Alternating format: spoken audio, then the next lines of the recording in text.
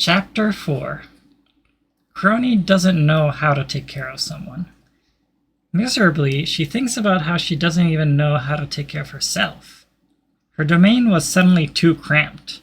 The room to house her from the timelines around her suddenly didn't have enough space. She's holding Amelia awkwardly as she realizes all she has to offer is her couch. She sets the child down gently. Amelia leans against the couch.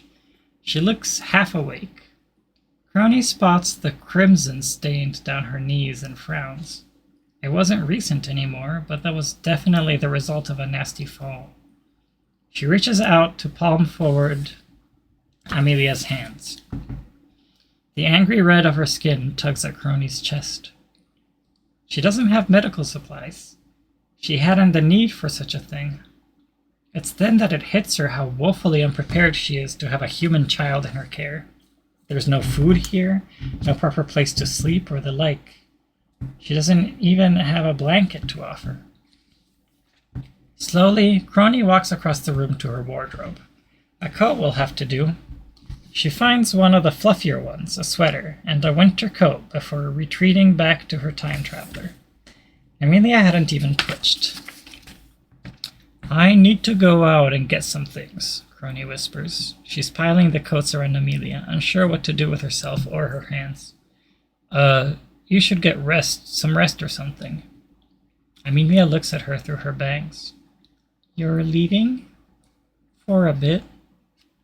Amelia shudders. There's a wild look in her eyes as she whispers, "Will you be gone long?" Crony tilts her head. "I shouldn't be." The time traveler offers a jerky nod. Crony isn't satisfied with that. It sits oddly with her. She wants to hover. The stiff way Amelia is sitting just doesn't feel right. It doesn't help the child is still thoroughly soaked with rainwater. Crony grimaces. She needed to make a shopping list pronto. "Yeah, I'll be right back." This was hopeless. Crony had the peace of mind to swap from her warden regalia for something more human to wear, but it still didn't make her feel any less out of place in a supermarket. There are large gleaming signs around her and music blasting from above. There are people, way too many for her to be comfortable with. She gravitates towards the toddler section. The moment she sees it, she recoils in horror. No, this was not the section she needed to be in. Amelia was much bigger than this. She flounders for a moment. There are clothing sections for other little girls, and then teenage girls. No, Amelia was too small to be a teenager. She knew that at least. "Calm down," Crony massages her temples. "Calm down. The kid had a home before the anomaly. Her clothes are still bound to be there. Somewhere. I'll have to go check." She spared herself from browsing that area, at least. She has never felt more awkward than she was to pioneer a grocery cart along walls of produce. She wrinkles her nose, upset with her circumstances, and hoping to the gods that the sliced carrots in front of her would come alive and kill her. No such thing happens. She grabs a bag and tosses it miserably into the cart. "Wait," Crony freezes in horror. "Humans have allergies. Is she allergic to something? Oh God, what if the carrots killed Amelia?" "Get a grip," she hisses to herself. She bows her head until her forehead touches the handles of her cart. "Focus. Just grab non-allergy food. How hard is that?" Her haul isn't anything to sniff at. She doesn't know what food allergies there even are. She grabs some fruits and vegetables and a tub of ice cream on her way through. She grabs a few bed sets, pillows that completely bury all of her items in her cart, and extra sheets. After a moment of consideration, she grabs herself one, too.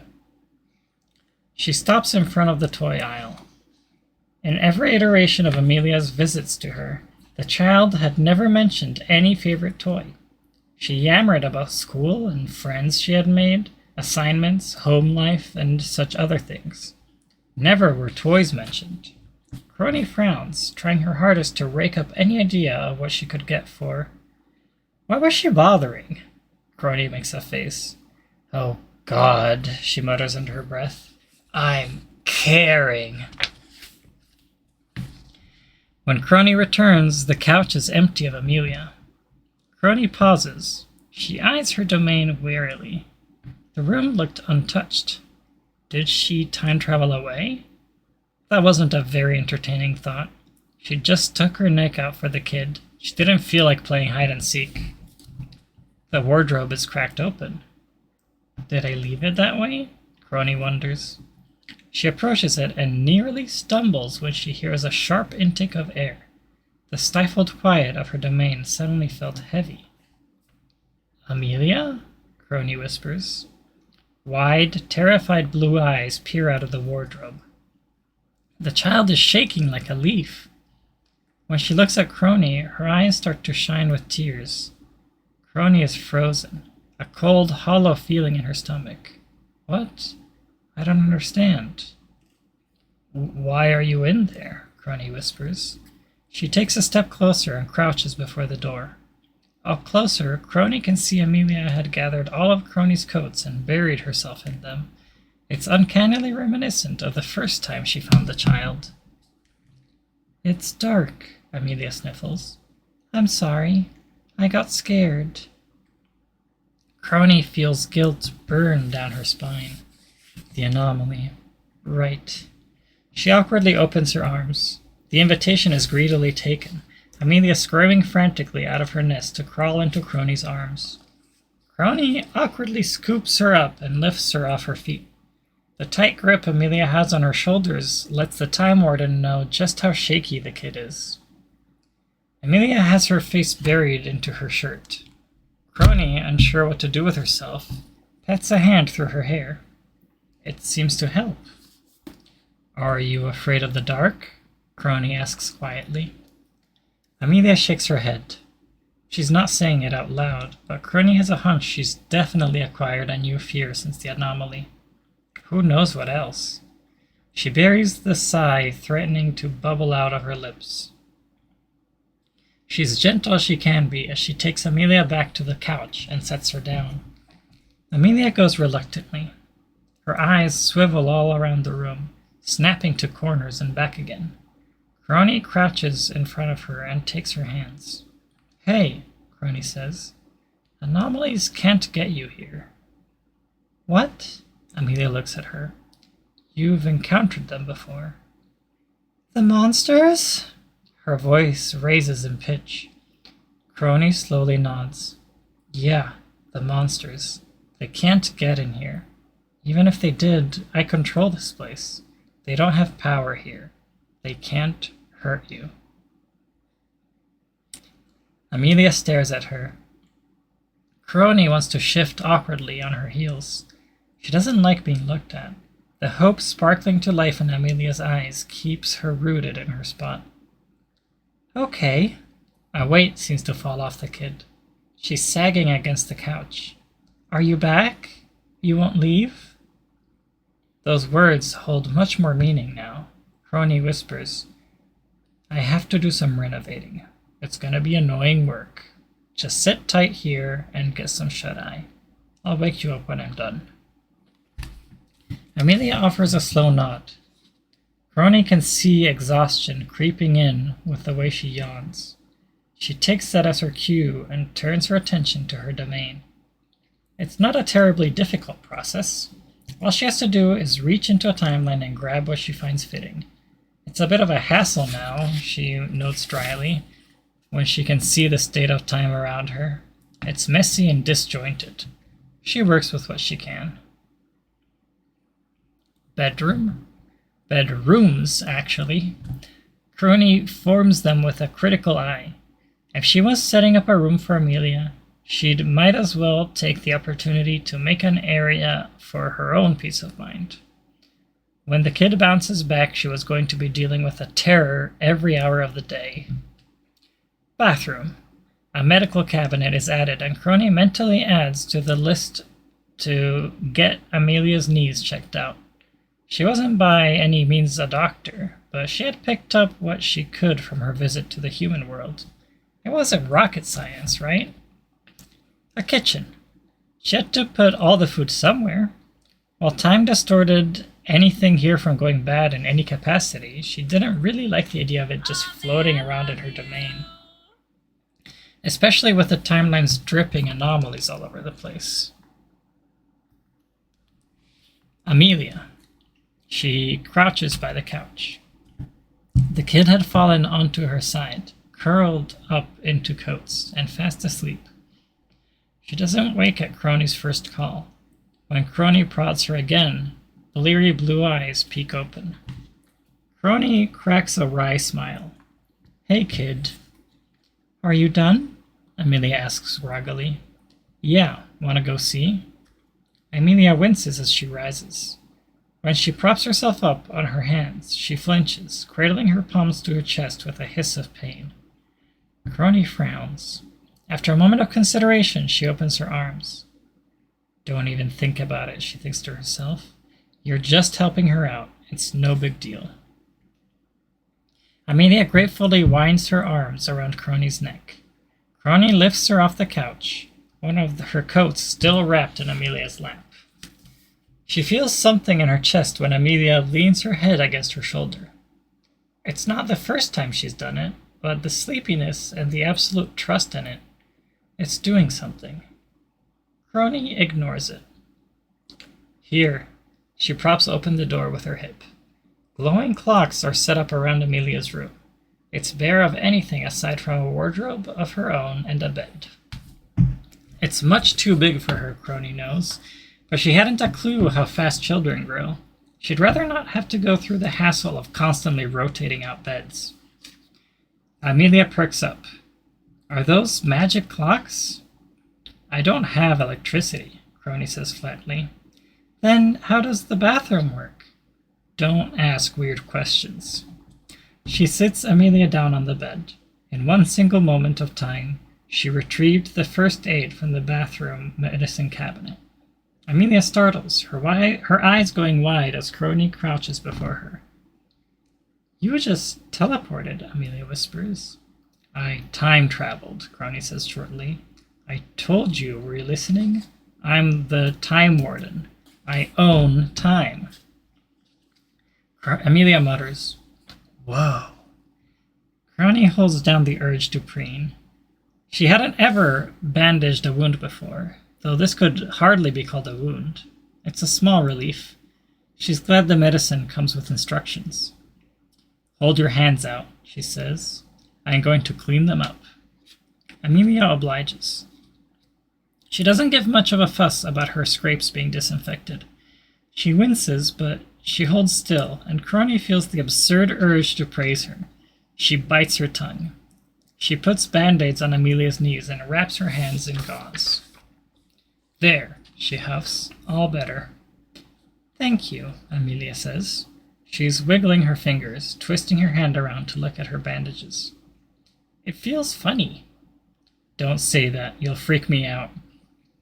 Amelia smiles.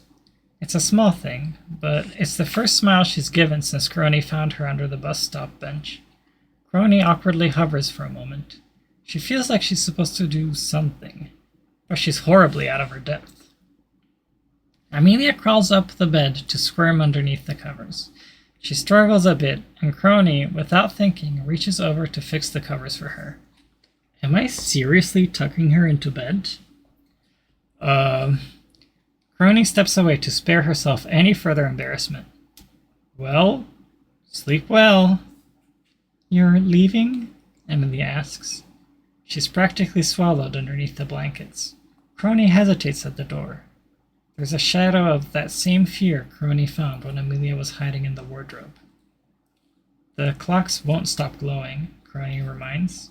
"And I'm right down the hall, all right?" "All right," Amelia echoes. She doesn't sound very sure of herself. Crony hesitates for a moment longer. That was a clear dismissal, and she can take that opportunity to leave. The tremulous note in Amelia's voice leaves her doubting herself. She shakes her head. She's fine. She'll get over it. Crony closes the door and heads to her room. Crony wakes up, and she's not alone. It's strange. Usually her back aches and her head hurts from laying on the couch. The fancy of sleeping in a bed was much comfier than she imagined it'd be. She'd never admit that out loud. She doesn't think she's slept this soundly in a while. Blonde hair is tickling her nose. Crony reels in surprise. Nestled in her arms and curled up tightly under the covers is Amelia. What the hell? Why is she here? Amelia, she mutters. The child doesn't stir. She shakes up her shoulder. Hey, why are you in my bed? Come on, wake up. Amelia makes a garbled noise. She's nestling closer to Crony. There's a miserable hunch to her shoulders. Crony nudges her again. Amelia whines. My tummy hurts. Great, Crony says blankly. What am I supposed to do about that? I threw up. Crony makes a face. Where? I made it to the toilet, Amelia mutters. Her voice is muffled under the blankets. I got scared. I don't feel good. Crony looks up at the ceiling helplessly. Not an ounce of peace, she laments, not even in the sanctuary she made for herself. She sighs loudly as she sits up. Amelia doesn't like that. She curls up pitifully under the blankets. Come on, Crony rubs a hand down her face. Get up. We gotta figure out what's wrong with you. Crony holds the thermometer dubiously. The instructions tell her the appropriate temperature. It tells her about dangerous temperatures as well. According to the number in front of her, Amelia's was dangerously high. The little time traveler sits slumped on the toilet seat. There are bags under her eyes. She sniffles and wipes at her eyes every once in a while. Crony purses her lips. Well, Crony says dryly, congratulations, you're not okay. Amelia makes a weak noise into her sleeve. It chips away at Crony's annoyance. She doesn't want to be afraid of the situation, but the sheer helplessness falling onto her shoulders is becoming daunting. She doesn't know the problem. How the hell am I supposed to know how to treat a fever? She knows someone who might. It makes her grimace and shy away from the idea. It's been a while since she entertained the idea of visiting the other council members. Out of all of them, Fauna would be the least enthused about a human in her domain. She has a weak spot for wounded things, though. All right, Crony rubs her temples. She can already feel a migraine coming on. We're gonna visit, an acquaintance. Yeah, a good old acquaintance. Amelia looks at her with pitiful eyes. There's a smidge of doubt that has Crony straightening up. What? Why? Amelia croaks. Don't why me. You have a fever, Crony huffs, and she can help you. Probably. Do we have to? Amelia complains. Crony looks up at the ceiling for patience. She takes a moment to force down the biting retort on her tongue. She was not going to get snappy with a child, especially not one that's sickly. Yes, Crony says tightly, unless you want to be struck in Vomit Town forever. Amelia makes a face. After a moment of consideration, she opens her arms pleadingly. Crony feels her shoulders slump. I am not your free ride. I refuse to. She's crouching down to scoop her into her arms anyway. That feeling she gets when Amelia leans her head on her shoulders is back. Crony despairs to think that she actually likes it. Now be good, Crony mutters. I'd really like to make it through this ordeal alive.